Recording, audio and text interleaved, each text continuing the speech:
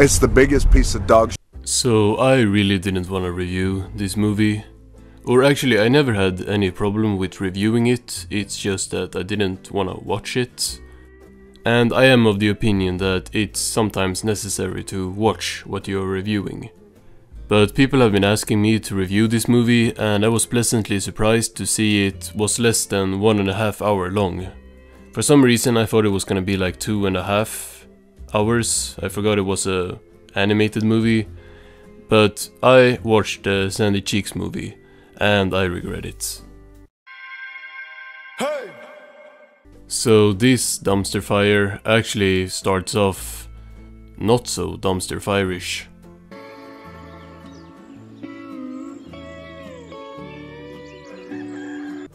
The opening is absolutely beautiful. It's one of the few things in this movie that aren't like the worst thing ever. And I'm not over-exaggerating. Well, I am, but I really didn't like this movie. Let's get into why that is. Number 1, the villain.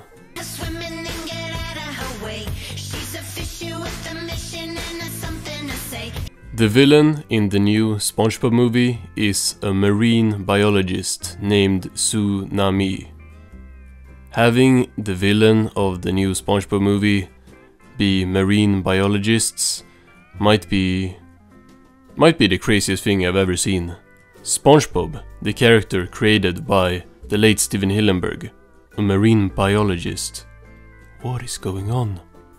Can't wait for Vincent Waller to tweet out that not only did Hillenburg know of this movie before his passing, but he actually loved it and loved the idea of making the marine biologists the villains. And yeah, I said villains, like plural, cause it's not just this woman, it's 2 sidekicks as well, who I think might be like Nick interns who got a chance to act for the first time in a movie or something. Vending machine. Are you thinking what I'm thinking? No hate to the actors, that was a joke earlier. I'm sure they are like competent actors with a real script and like real jokes.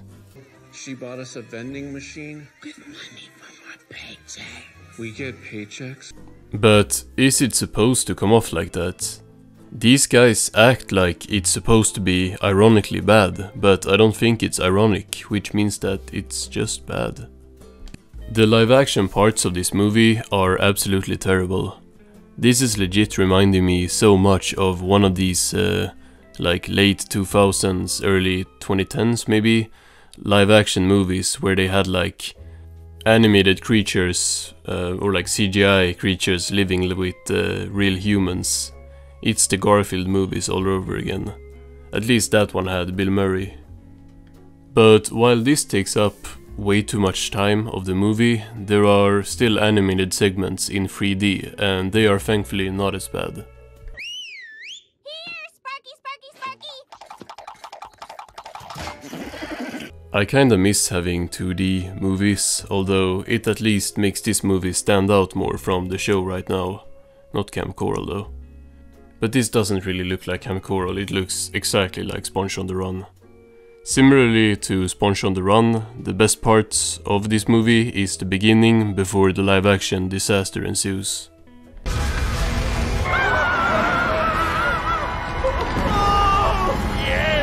This scene is kinda cool. It certainly has some hit and miss jokes, with most of them being miss. Like, the humor is not good whatsoever in this movie, but I think this scene works well and is very cinematic.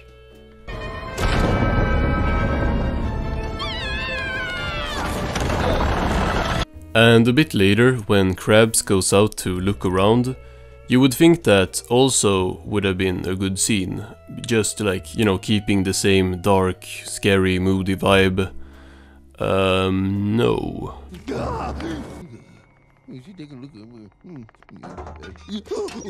They keep having him make noises and constantly getting like scared and screaming at everything. So there is absolutely no atmosphere here. Like, it's legit, this scene is totally ruined by the sound design.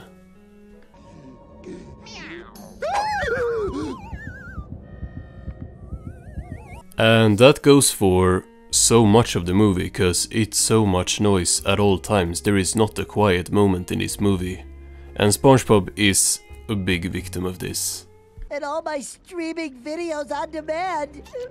I can't demand them anymore. Bro is yapping and yapping and yapping. Like, it's the Sandy movie, but I don't think they had enough confidence in her, so they added SpongeBob to tag along. I don't know why, like, he doesn't do anything except just non-stop talking. Taking out people's brains and making them fight in a terror dome. Maybe they're replacing everyone with robots. Actually, saying he doesn't do anything is kinda dishonest, cause he actually does a couple of things. SpongeBob in this movie smells poop and he likes it. Wow, Texas sure is magical. It would be... Who is this for? Like, SpongeBob right now is not the most intellectual show or anything, but this shit gotta be the most infantile the show has ever been.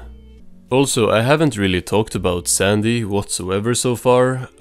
It's her movie after all, so what does she do?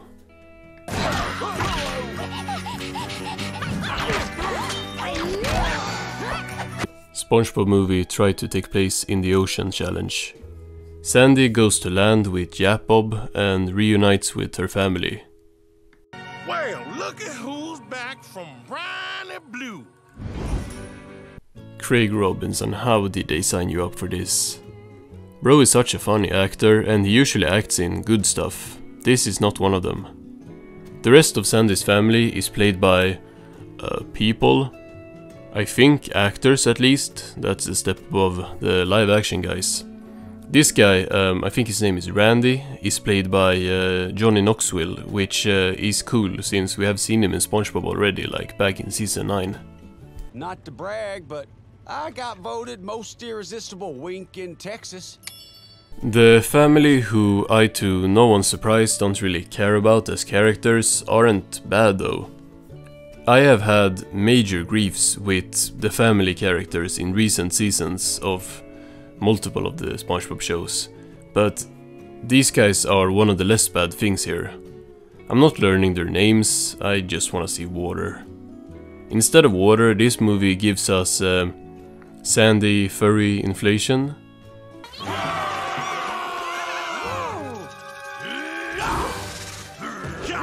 This surely feels a lot like SpongeBob. Not gonna lie, just take this scene without cutting back to SpongeBob and Sandy and I would bet people would think it was from like some new Alvin and the Chipmunks movie. Like there is... I really don't think I would be able to tell. I'm more of a lover than a fighter, and I love the way you kick their booties. Didn't you love karate though?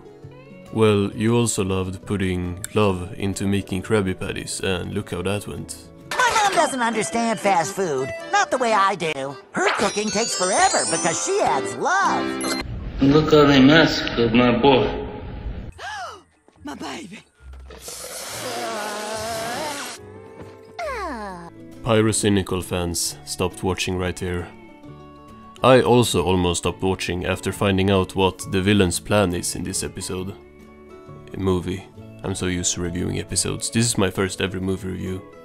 Special genetic modification. Their DNA is altered by our patented gene machine. Well, they put more effort into the video than the land stuff at least. This gotta be like the most mind-boggling plot I've seen a villain in a kids movie have. Cloning! Soon they'll be on their way to a retailer near you. I doubt that the movie's target audience of people who find SpongeBob smelling poop funny will follow along this. Like I said, the water scenes are a lot better and there are some cool scenes like the apocalypse one before Krabs started moaning and stuff. But there's also some like plankton clones that we see on screen that are pretty funny. And then there's jokes like this. What do you call those scary movies you have when you sleep? Nightmares? No! Scary sleep movies! Bro, less time spent on live action humans and more time spent on the quality control for the jokes, please. So after the evil marine biologist has captured Bikini Bottom, We first get some more inflation, yeah, let's go. And then it's just Finding Nemo. Finding Nemo meets the good SpongeBob movie. Out of Water is pretty good though. You go get him. Oh, but dang it. I just got here. Ma? Least believable interaction ever. Her struggle in this episode... Oh my, I keep saying episode. Her struggle in this movie is like kind of not a struggle at all. There is like one single line about her staying at home versus staying at Bikini Bottom that was earlier in the movie, but it has really not been a plot point. I was actually thrown off so hard by her having like any second thoughts whatsoever. And then, yeah, it just came out of nowhere. And then I remembered that that one line from earlier, but that also came out of nowhere. Can't have that, you know, set up earlier because we gotta have SpongeBob yap more. Take that, gravity! Hate to be that guy, but since when is she a flying squirrel? Since never. Well, we're free falling from 114,000 feet, and we're gonna land on that itty-bitty target. This seems kinda dangerous. Not as long as you got a big old parachute. We have also seen her like so many times as a realistic squirrel, and it's always a normal one.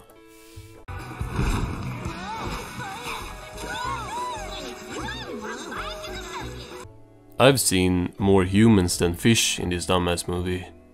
And now that there is real humans here with no shoes on, you already know that Nick is finna do some stuff here.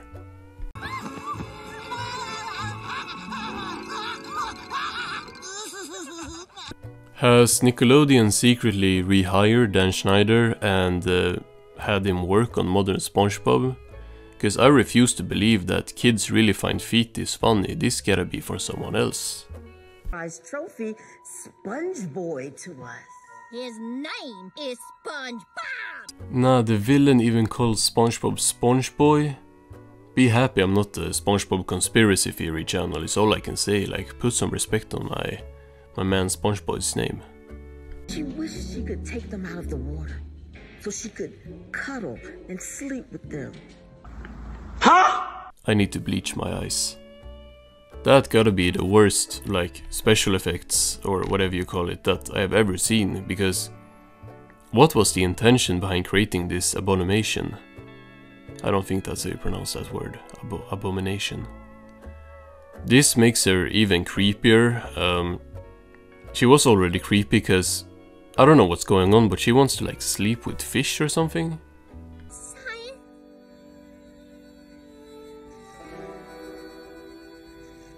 Would it really have been that hard to show old clips, or at least use one of her real inventions and not like this random thing that they just invented for the movie?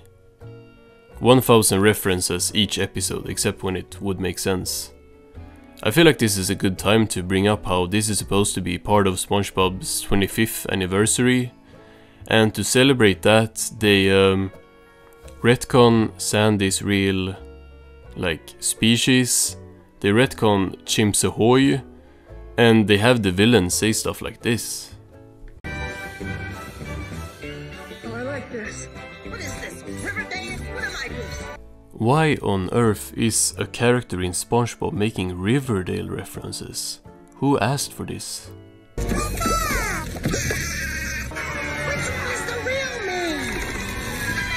Which one is the real me? Gotta be the dumbest line I ever heard. Maybe when the whole thing is full of same size sponges, but it's probably the huge one at the top that is currently speaking.